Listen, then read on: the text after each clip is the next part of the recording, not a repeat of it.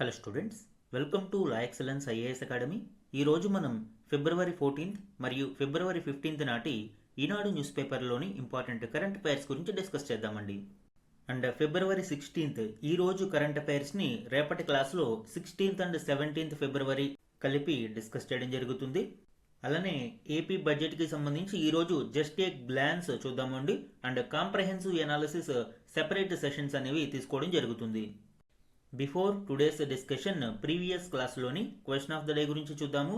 RERA real estate regulation అథారిటీకి సంబంధించి ఈ క్రింది వాటిలో ఏది సరైనది?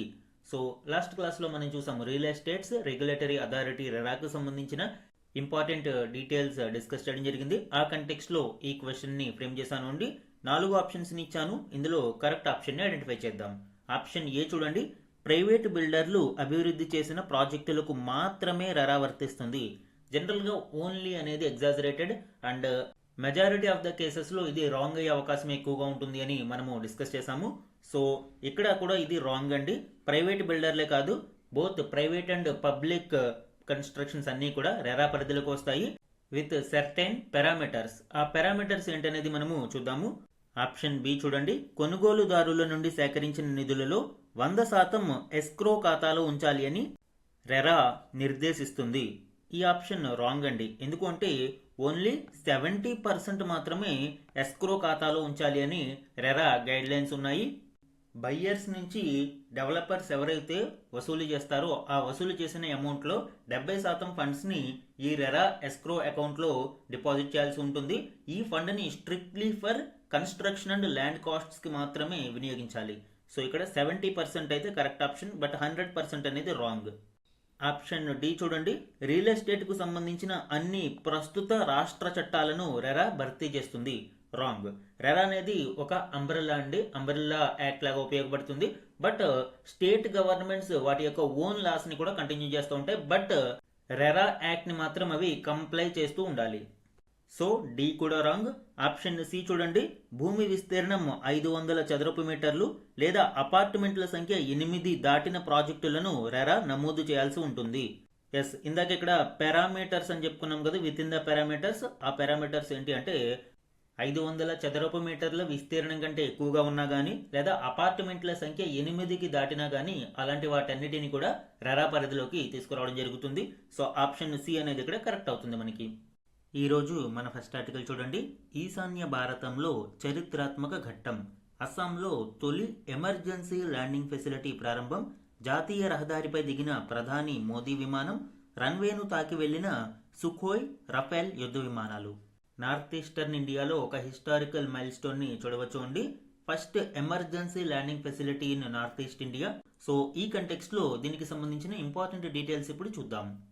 దేశ రక్షణ వ్యూహంతో పాటు బహుళ ప్రయోజనాలు ఇమిడి ఉన్న ఒక చరిత్రాత్మక ఘట్టం శనివారం ఆవిష్కృతమైంది. ఈశాన్య రాష్ట్రమైన అస్సాం దానికి వేదిక అయింది. దిబ్రూగఢ్ జిల్లాలోని జాతీయ రహదారి 37పై ఏర్పాటు చేసిన తొలి ఎమర్జెన్సీ ల్యాండింగ్ ఫెసిలిటీ ప్రధాని మోదీ గారిచే ప్రారంభించబడింది. సో ఇక్కడ ఇంపార్టెంట్ పాయింట్స్ ఏంటండి, ఏ రాష్ట్రంలో దీనిని ప్రారంభించారు? Assam. National highway number 37 and district Dibrugarh. So ఈ 3 పాయింట్లు ఇంపార్టెంట్. మోరాన్ బైపాస్ వద్ద 100 కోట్లతో తీర్చిదిద్దిన ఈ ఎమర్జెన్సీ ల్యాండింగ్ ఫెసిలిటీపై C-130J విమానంలో మోదీ ల్యాండ్ అయ్యారు.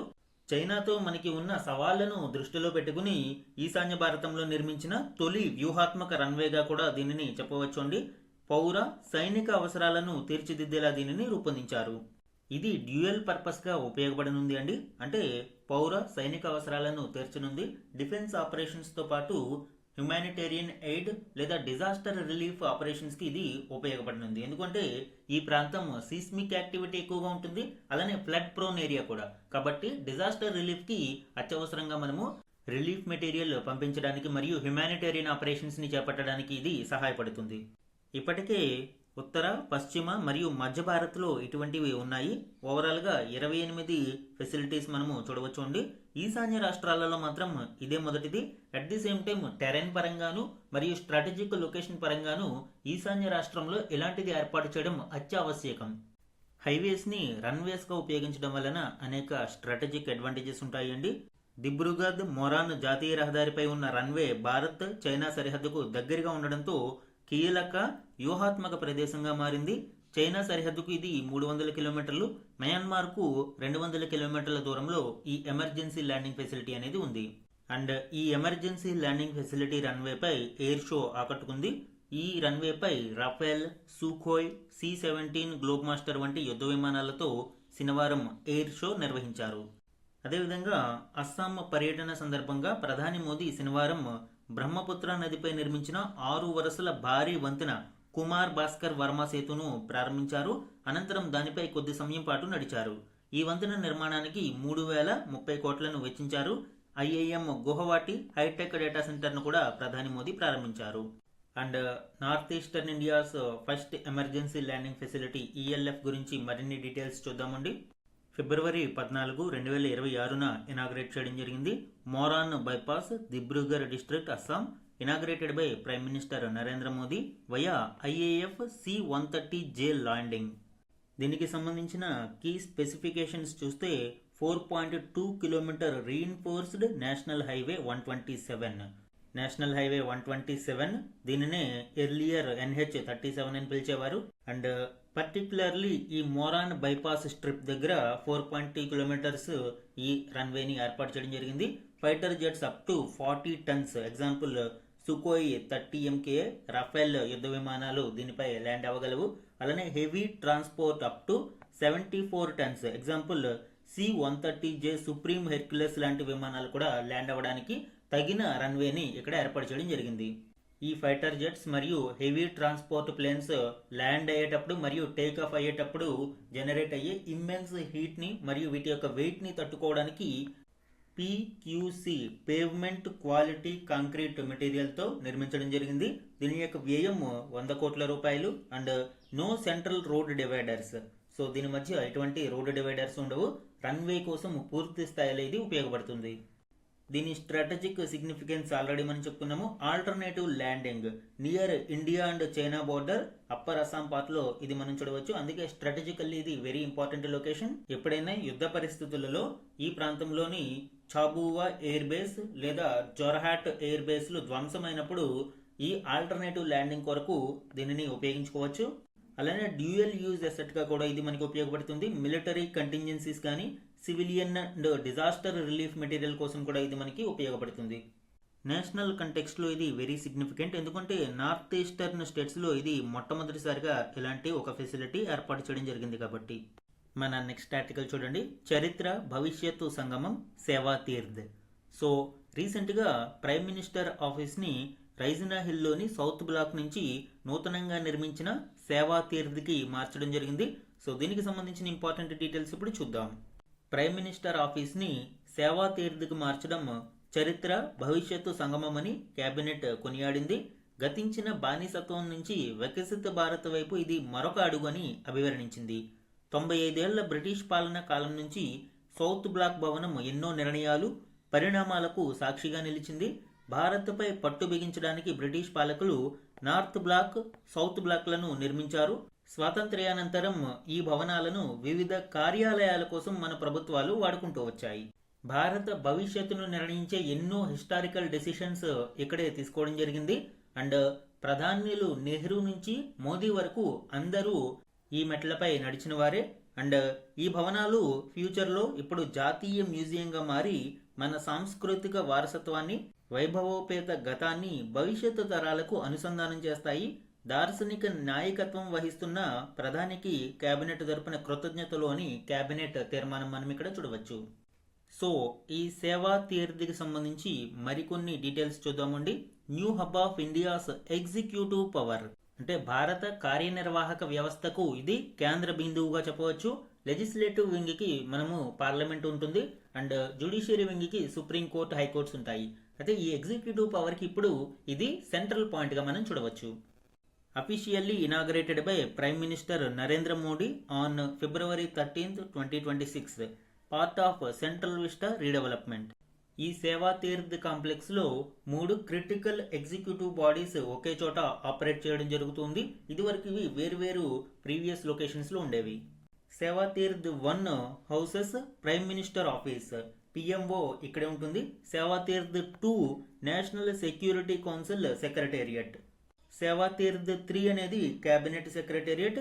ఈ మూడు కూడా ఎగ్జిక్యూటివ్ ఆపరేషన్స్ లో చాలా కీలకము. ఇది వరకు వేరే వేరే ప్రాంతాలలో ఉండేవి. ఇప్పుడు ఈ మూడింటిని కూడా ఒకే కాంప్లెక్స్ లోకి తీసుకురావడం జరిగింది. ఈ సేవా తీర్థ్ అంటే ఏంటండి సింబాలిజం మనం చూస్తే సర్వీస్ పిలిగ్రిమేజ్ అంటే ప్రజాసేవ అనేది ఒక ఉన్నత వరంగా ఇక్కడ భావించబడుతుంది. మోటో నాగరిక్ దేవో భవ, citizen is akin to god అంటే పౌరులు దైవంతో సమానం అనేది దీని యొక్క motto. Shift from colonial power to governance rooted in seva. Colonial period లో ప్రజలను దోచుకోవడానికి వారిని ఇబ్బందులకు గురి చేయడానికి ఉంటే ఇప్పుడు ఈ గవర్నెన్స్ సేవ రూపంలో తీసుకురావడానికి ఈ సేవా తీర్థ్ అనేది ఒక సింబాలిజం గా తీసుకురావడం జరిగింది. అండ్ ఈ కాంప్లెక్స్ లో మోడర్న్ ఇన్ఫ్రాస్ట్రక్చర్ చూస్తే ఎకో ఫ్రెండ్లీ అండ్ 4 స్టార్ గృహ certified, digitally integrated and state of the art, 2.26 lakh square feet area, estimated cost 1189 crore. So location and transaction చూస్తే ప్రస్తుతం దత్ పద్లో దీనిని మార్చడం జరిగింది. ఇప్పటి వరకు సౌత్ బ్లాక్ లో ఈ పిఎంఓ ఆపరేషన్స్ ఉంటే దీన్ని సౌత్ బ్లాక్ నుంచి ఈ దత్ పద్లోని సేవా తీర్థికి మార్చారు. ఫిబ్రవరి 13 ఈవెంట్ హైలైట్స్ చూద్దామండి. కర్తవ్య భవన్ 1 and 2 కూడా ఇనాగ్రేట్ చేయడం జరిగింది. Houses 11 key ministries finance, defence, health etcetera. And first decisions from new prime minister office చూస్తే పిఎం రాహత్ స్కీమ్. నెక్స్ట్ దీని గురించి మనం డిస్కస్ చేద్దాము. క్యాష్లెస్ ట్రీట్మెంట్ కి సంబంధించి లాఖ్పతి దీదీ టార్గెట్ డబుల్ చేయడం జరిగింది.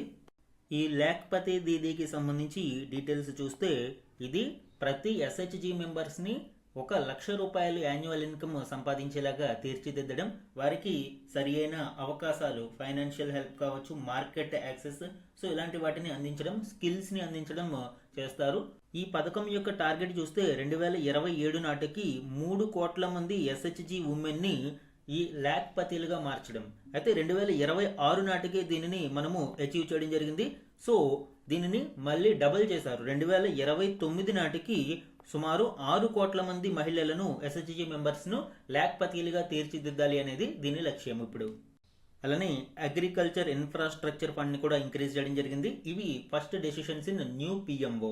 కమమరేషన్, సో ఈ సందర్భాన్ని పురస్కరించుకుని స్పెషల్ 100 రూపీస్ కాయిన్ ని మరియు పోస్టల్ స్టాంప్ ని విడుదల చేయడం జరిగింది. అయితే ఇప్పటి వరకు పిఎంఓగా సేవలు అందిస్తున్న సౌత్ బ్లాక్ పరిస్థితి ఏంటి, ఫ్యూచర్ ఆఫ్ సౌత్ బ్లాక్ ఏంటి అనేది చూస్తే to be converted into Yugeen Bharatiya national museum. So దీనిని జాతీయ మ్యూజియం గా తీర్చిదిద్ది భవిష్యత్తు తరాలకు భారతదేశ విశిష్టతను తెలియజేయడానికి ఉపయోగిస్తారు. సో ఇది prime minister office new Seva తీర్థ్కి సంబంధించిన ఇంపార్టెంట్ డీటెయిల్స్. మన నెక్స్ట్ ఆర్టికల్ చూడండి. పిఎం రాహత్ పథకం ప్రారంభం. PM Rahat road accident victim hospitalisation and assured treatment. ఇది ఒక national initiative for golden hour care. So దీనికి సంబంధించిన ఇంపార్టెంట్ డీటెయిల్స్ ఇప్పుడు చూద్దాం. రోడ్డు ప్రమాద బాధితులకు తక్షణ వైద్య సహాయం అందించే లక్ష్యంతో తీసుకువచ్చిన ప్రధానమంత్రి రోడ్డు ప్రమాద బాధితుల ఆసుపత్రి చికిత్సా భరోసా పిఎం రాహత్ పథకాన్ని కేంద్రం అధికారికంగా ప్రారంభించింది. రోడ్డు ప్రమాదంలో గాయపడిన వారిని మొదటి గంటలోపే అంటే గోల్డెన్ అవర్ లోపే ఆసుపత్రిలో చేర్పిస్తే 50% మరణాల రేటు తగ్గే అవకాశం ఉంది అని అధ్యయనాలు తెలుపుతున్నాయి. సేవా తీర్థ్లోకి మారిన వెంటనే ప్రధాని మోదీ మొదట సంతకాలు చేసిన వాటిలో రాహత్ పథకం ఒకటి అని పేర్కొనడం జరిగింది. రోడ్డు ప్రమాద బాధితులు లేదా ప్రమాద సమయంలో అక్కడున్న ఎవరైనా 112కు డయల్ చేసి సమీపంలోని ఆసుపత్రి వివరాలను, అంబులెన్స్ సేవలను కోరవచ్చని తెలిపింది. ఈ పథకం కింద రోడ్డు ప్రమాద బాధితులు ప్రమాదం జరిగిన రోజు నుంచి 7 రోజుల వరకు 1.5 లక్షల రూపాయల మేర నగదు రహిత చికిత్స పొందేందుకు అర్హత అనేది ఉంటుంది. సో ఈ పిఎం రాహత్ స్కీమ్ కి సంబంధించిన మరిన్ని డీటెయిల్స్ చూద్దామండి. Road accident victim hospitalisation and assured treatment. దీనిని ఫిబ్రవరి 14, 2026న లాంచ్ చేయడం జరిగింది. దీని యొక్క గోల్ ఏంటి అండి, reduce fatalities via cashless critical care. General గా నగదు గురించి ఆలోచించి చాలా మంది సహాయం చేయడానికి ముందుకు రారు. సో ఇలాంటి క్యాష్లెస్ క్రిటికల్ కేర్ అందించడానికి ఈ పథకం ఉపయోగపడుతుంది. తద్వారా మరింత మంది ఈ ప్రమాద సమయంలో ముందుకు వచ్చి బాధితులను హాస్పిటల్లో జాయిన్ చేయడానికి అవకాశం ఉంటుంది. కీ బెనిఫిట్స్ అండ్ కవరేజ్ చూస్తే ఇవి వెరీ ఇంపార్టెంట్.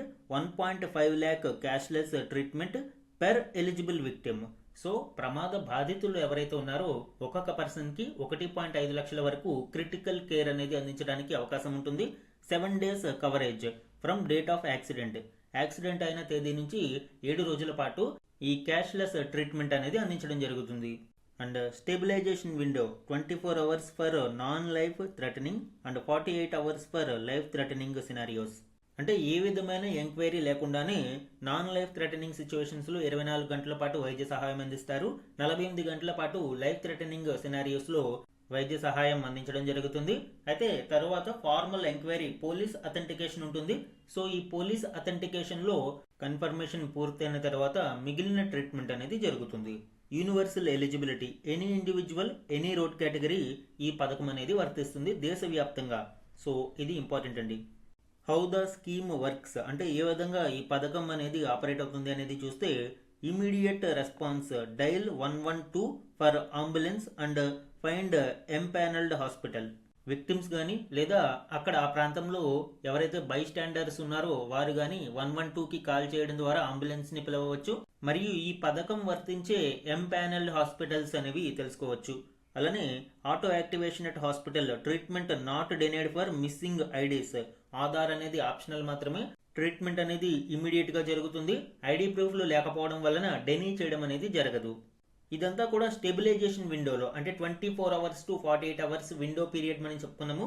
తదుపరి police enquiry and then digital integration. Ministry of road transport and highways యొక్క ఈ-డార్ అనే ప్లాట్ఫామ్ మరియు నేషనల్ హెల్త్ అథారిటీ యొక్క TMS 2.0 ప్లాట్ఫామ్లో ఇంటిగ్రేషన్ అనేది చేపడుతుంది for seamless processing and then reimbursement. Hospitals paid via motor vehicle accident fund or government allocation hit and run సంబంధించి మనం ఇక్కడ చూడవచ్చు.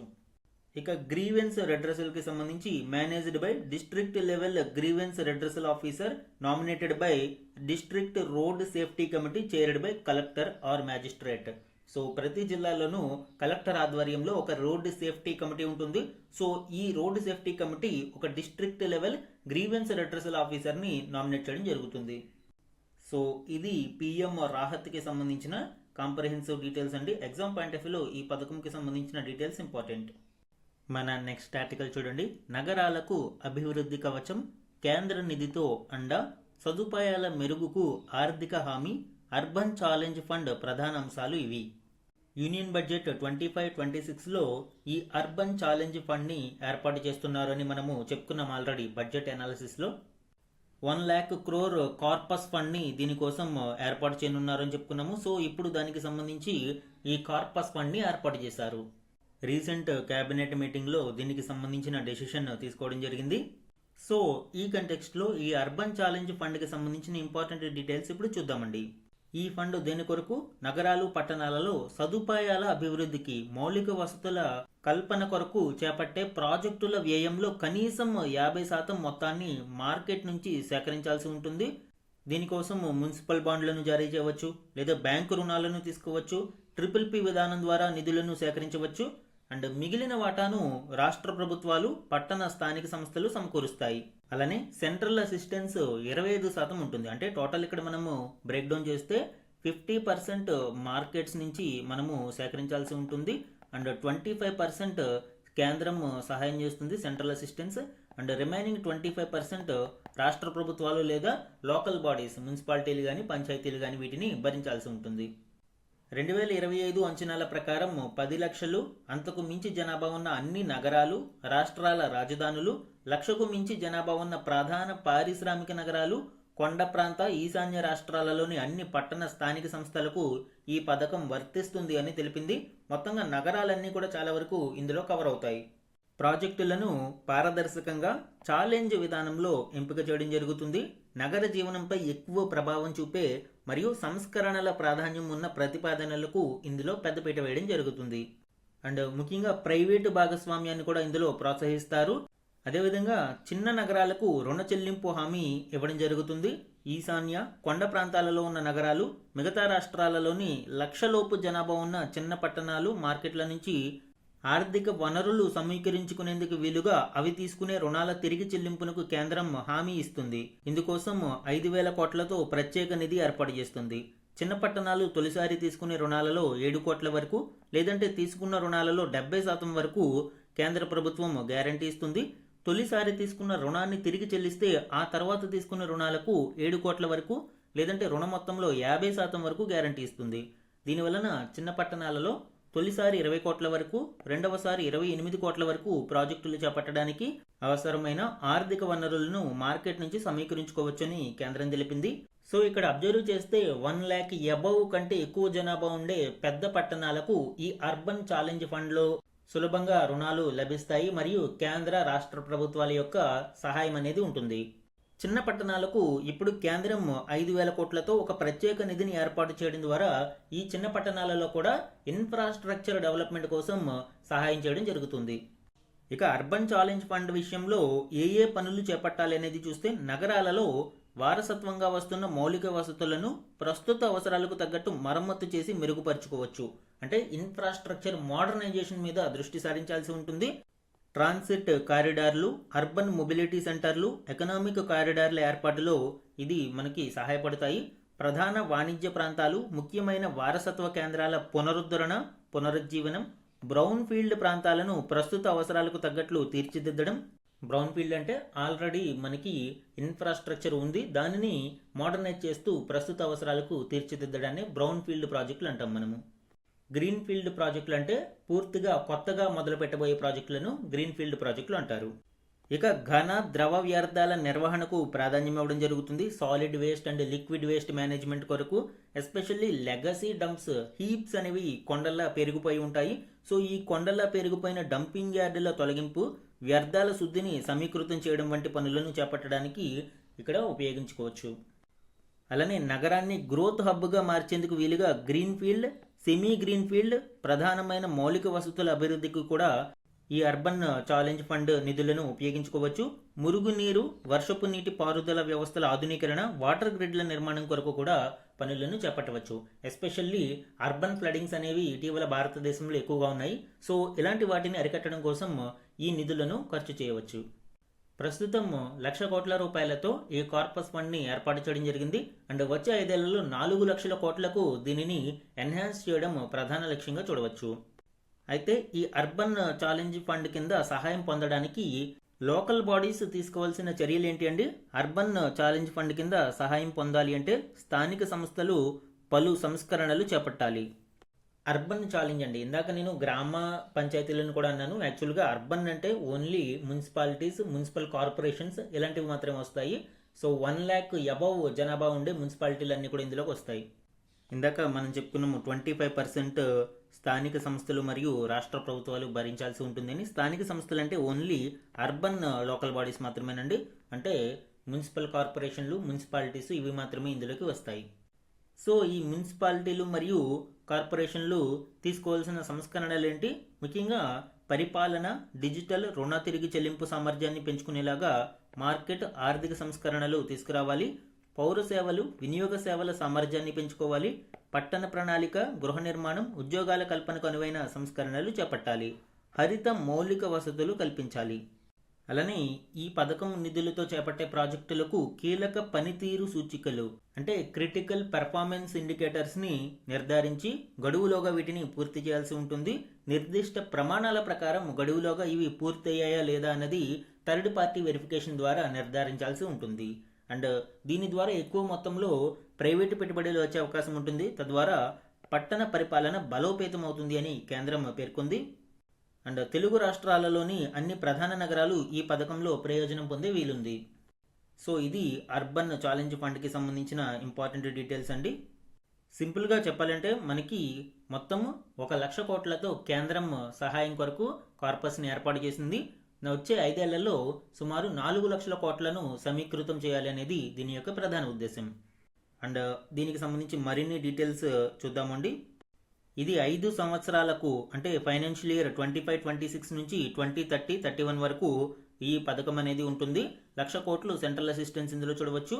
Key financial structure central assistance 25%, market financing 50%, అంటే సుమారు 2 లక్షల కోట్లు ఈ మార్కెట్ అసిస్టెన్స్ నుంచి తీసుకురావాల్సి ఉంటుంది. 1 lakh కేంద్ర ప్రభుత్వం, 1 lakh crore కేంద్ర ప్రభుత్వం సహాయం చేస్తుంది. 1 lakh crore లోకల్ కంట్రిబ్యూషన్ అనేది ఉంటుంది. అంటే స్టేట్స్ కానీ, యూటీస్ కానీ, అర్బన్ లోకల్ బాడీస్ కానీ దీనిలో కంట్రిబ్యూట్ చేయాల్సి ఉంటుంది. Total catalysed investment 4 lakh crores మనం చూడవచ్చు.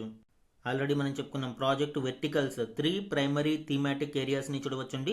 సిటీస్ యాజ్ గ్రోత్ హబ్స్, నగరాలను గ్రోత్ హబ్స్గా తీర్చిదిద్దడానికి అవసరమైన green field, semi green field and trunk ఇన్ఫ్రాస్ట్రక్చర్ని క్రియేట్ చేయడము, ఎకనామిక్ కాంపిటేటివ్నెస్ కొరకు ట్రాన్సిట్ కారిడార్స్ని అభివృద్ధి చేయడం ప్రధాన ఉద్దేశం. And creative redevelopment, so already ఉన్న ఇన్ఫ్రాస్ట్రక్చర్ని మోడర్నైజ్ చేయడం కొరకు rejuvenation of historic cores, CBDs, retrofitting public spaces. And third vertical వచ్చి water and sanitation, water supply, sewerage, solid waste management, liquid waste management, అలానే అర్బన్ ఫ్లడింగ్స్ని అరికట్టడము. సో ఇవన్నీ కూడా water and శానిటేషన్లో వస్తాయి. స్వచ్ఛత అనే దాని మీద ప్రధాన ఫోకస్ ఇక్కడ చూడవచ్చు. అండ్ ఇందులో సబ్ కాంపోనెంట్గా సపోర్ట్ ఫర్ స్మాలర్ సిటీస్ గురించి కూడా ఆల్రెడీ మనము డిస్కస్ చేయడం జరిగింది. 5,000 crore క్రెడిట్ రీపేమెంట్ గ్యారంటీ స్కీమ్ని తీసుకురావడం జరిగింది. ఇక రిఫార్మ్ ఎజెండా అండ్ మానిటరింగ్, ఇందులో చూస్తే డిజిటైజేషన్ ఆఫ్ సర్వీసెస్, ప్రతి సేవని కూడా డిజిటైజేషన్ చేయాలి.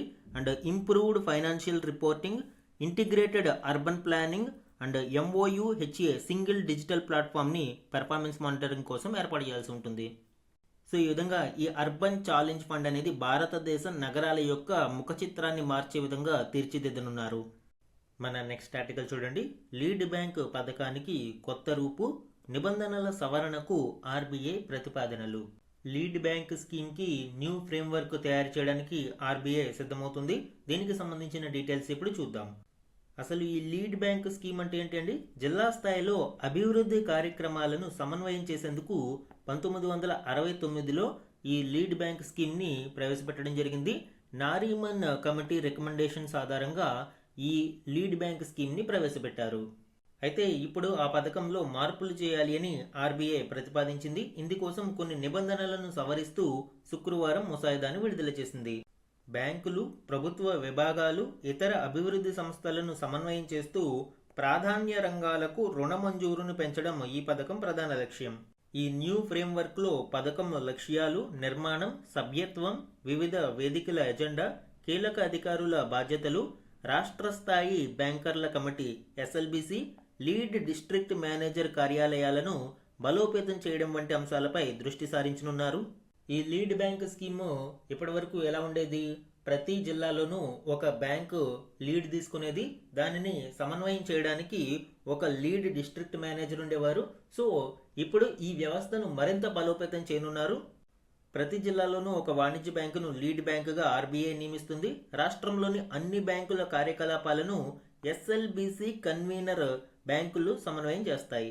ఎస్పెషల్లీ రుణాల మంజూరులో ఎదురయ్యే సమస్యలపై రాష్ట్ర ప్రభుత్వ అధికారులతో చర్చిస్తూ బ్యాంకులకు అవసరమైన సహకారాన్ని అందిస్తాయి. ఫర్ ఎగ్జాంపుల్, ప్రభుత్వాలు కొన్ని పథకాలను తీసుకువస్తాయి, బ్యాంకుల ద్వారా రుణాలను అందించడానికి అందులో ఒక కాంపోనెంట్ ఉంటుంది. సో ఇలాంటి సందర్భాలలో రాష్ట్ర ప్రభుత్వ అధికారులు, SLBC కన్వీనర్లు మరియు లీడ్ డిస్ట్రిక్ట్ మేనేజర్లు కోఆర్డినేట్ చేసుకుంటూ లోన్ డిస్బర్స్మెంట్ అనేది ఈజీగా జరగడానికి ఎప్పటికప్పుడు ప్రాధాన్యత ఇస్తూ ఉంటారు. ముఖ్యంగా రోడ్లు, డిజిటల్ కనెక్టివిటీ, శాంతి భద్రతలు, నిరంతర విద్యుత్ సరఫరా వంటి మౌలిక సదుపాయాల సమస్యలను పరిష్కరించేందుకు ప్రభుత్వంతో సంప్రదింపులు నిర్వహిస్తూ ప్రతి ప్రాంతానికి బ్యాంకింగ్ సేవలు అందేలా చూడడం ఈ పథకం యొక్క ఉద్దేశం. ఈ నూతన ముసాయిదాలో రుణ ప్రణాళికల రూపకల్పనలో క్షేత్రస్థాయి నుంచి పరిశీలించాలని పేర్కొనడం కూడా చూడవచ్చు. సో ఇందులోని మరిన్ని డీటెయిల్స్ చూద్దామండి. Modernising district level credit delivery and coordination alliance with national strategy for financial inclusion 2530. ముఖ్యంగా ఇందులో బాటమ్ అప్ క్రెడిట్ ప్లానింగ్ అనేది చూడవచ్చు అండి. And credit deposit ratio bench mark 60% వరకు ఇక్కడ రూరల్ అండ్ సెమీ అర్బన్ బ్రాంచెస్కి అవసరం అవుతుంది. Districts below threshold face close monitoring and intervention. So ఒకవేళ అంతకంటే తక్కువ రేషియో ఉన్న వాటి మీద క్లోజ్ మానిటరింగ్ అనేది ఉంటుంది. అలానే SLBCలు మరియు UTLBCల యొక్క రోల్స్ని మరింత స్ట్రెంథెన్ చేయడం జరుగుతుంది. లోన్ రికవరీ ఓవర్హాల్ అనేది కూడా ఇక్కడ చూడవచ్చు. Strict conduct rules but no coercive practices, అంటే ఎక్కువ ఇబ్బందికరంగా ఉండే ప్రాక్టీసెస్ ఉండవు. అలానే borrower contact limited to 8 AM to 7 PM. సో 8 గంటల నుంచి మార్నింగ్ ఈవినింగ్ 7 PM వరకునే బారోవర్ని కాంటాక్ట్ అవ్వాల్సి ఉంటుంది. అంతకు మించి వాళ్ళని ఇబ్బంది పెట్టడానికి లేదు. డిజిటల్ ఇంటిగ్రేషన్ చూడవచ్చు. సో ఇవన్నీ కూడా మనకి ఈ రిఫార్మ్స్లో తీసుకురావడం జరుగుతుంది. ఇన్స్టిట్యూషనల్ స్ట్రక్చర్ 3 టైర్ ఫార్మ్నే కంటిన్యూ చేయనున్నారు అండి. ఎస్ఎల్బిసి ఆర్ యూటీఎల్బిసి అంటే state or union territory level bankers committee and district లెవెల్లో DCC district consultative and review కమిటీస్ని ఏర్పాటు చేయడం జరుగుతుంది. అండ్ బ్లాక్ లెవెల్ అంటే మండల స్థాయిలో BLBC block level bankers committee. So ఈ 3 టైర్ స్ట్రక్చరే కంటిన్యూ అవనుంది.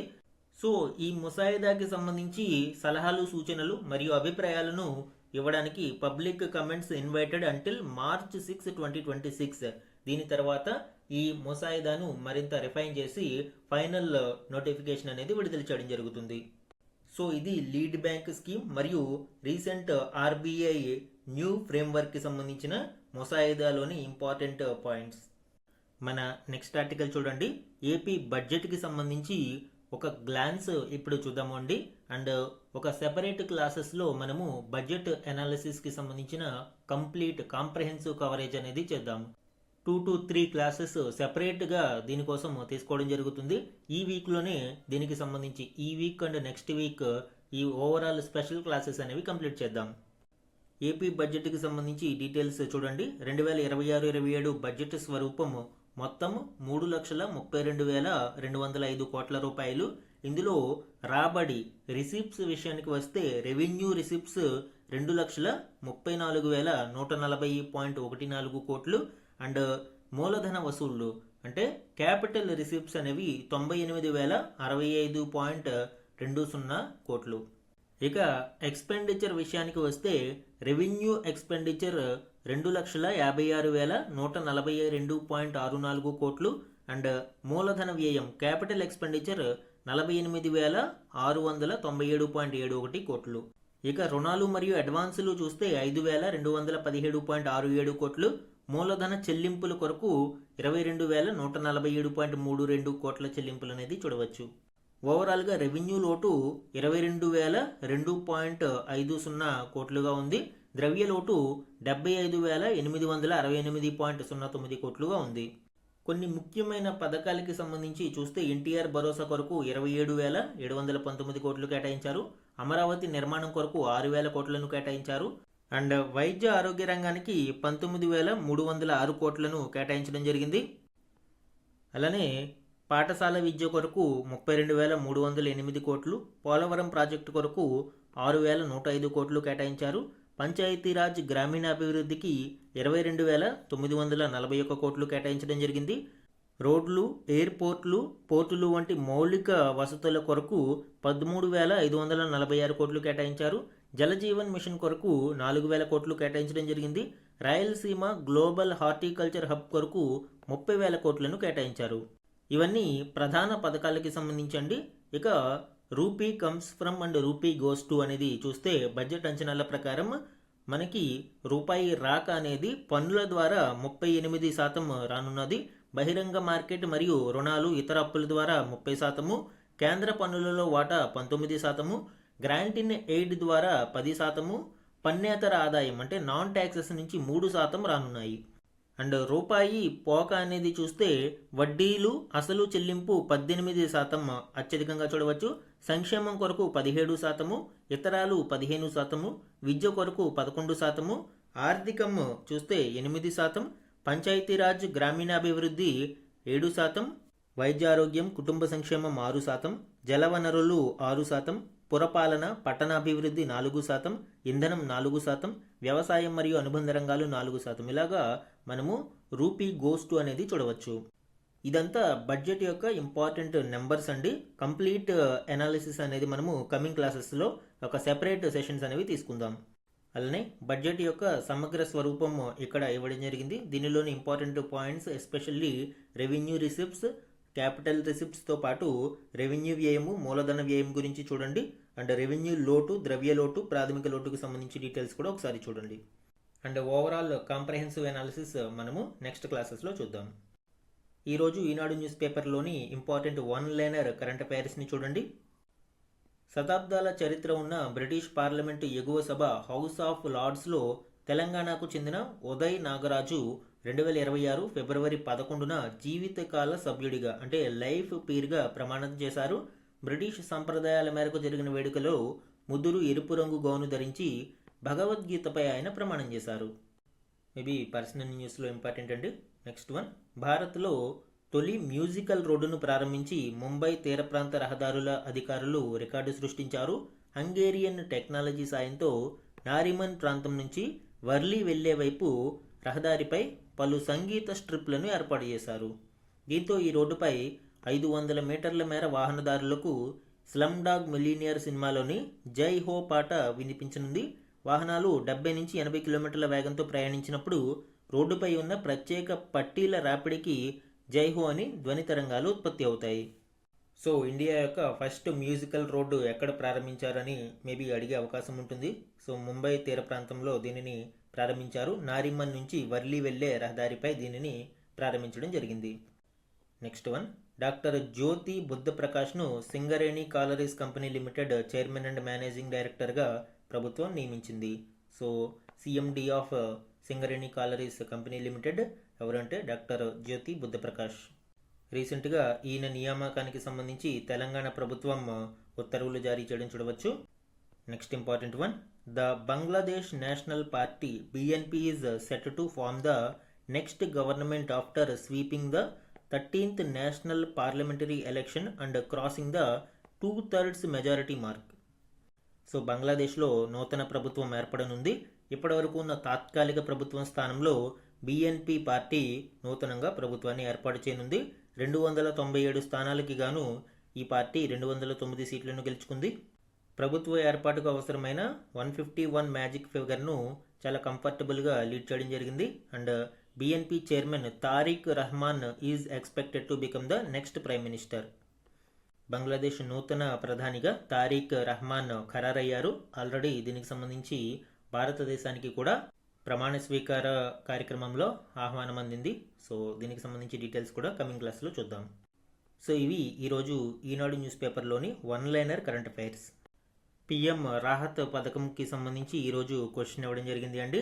ఈరోజు క్లాస్లో దీని గురించి డిస్కస్ చేశాము. సో కరెక్ట్ ఆప్షన్ని ఐడెంటిఫై చేసి ఆన్సర్ని కమెంట్ సెక్షన్లో కమెంట్ చేయండి. ఇది ఈరోజు Eenadu news పేపర్లోని important current affairs మీద daily analysis. Thank you for watching.